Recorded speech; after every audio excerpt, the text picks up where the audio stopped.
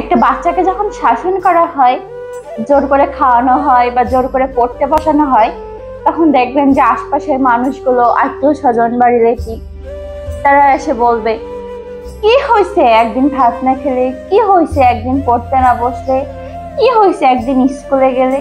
কথাটা কি হয়েছে না, একটা বাচ্চারে যখন আমরা জোর করে খাওয়াই বা জোর করে পড়তে বসাই, তখন ওই আশপাশের মানুষগুলো এসে বাচ্চার সামনেই তার মারে বল, এই তুমি ওকে এভাবে বকছো কেন, তুমি ওকে জোর করে খাওয়াচ্ছ কেন, তুমি এইভাবে ওর পিছনে চিল্লাচিল্লি করছো কেন।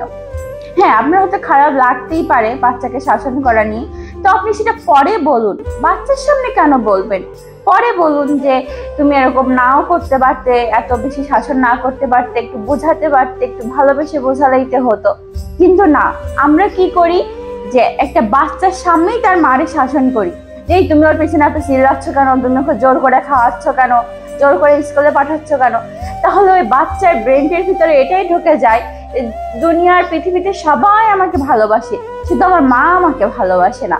কারণ মা যদি আমাকে ভালোবাসতো, তাহলে মা আমাকে এভাবে শাসন করতো না, এভাবে বকতো না। এটা ছোটবেলা থেকেই বাচ্চাদের মাথার ভিতরে এটাই ঢুকে যায় যে মা রং, বাচ্চাই ঠিক, আমি ঠিক, আমার মায়ের রং। এটাই হচ্ছে বাচ্চাদের ব্রেনতে ঢুকে যায়। সমস্যা এটা না যে জয়েন্ট ফ্যামিলি বা আত্মীয় স্বজন বা সমাজের লোকজন কিছু বলছে, সমস্যা এটাই যে বাচ্চার সামনে তার মায়ের শাসন করা। বাচ্চা তো এটাই ভেবে বড় হচ্ছে যে আমার মা ভালো না, আশপাশের সবাই ভালো কিন্তু আমার মা ভালো না, কারণ আমার মা আমাকে শাসন করে, আমার মা আমাকে বকে, এই জন্য আমার মা ভালো না।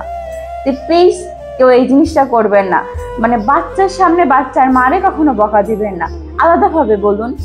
বা বাচ্চা যখন থাকবে না তখন বলুন, মাকে বোঝাই, কিন্তু বাচ্চার সামনে এই কাজগুলো কেউ করবেন না।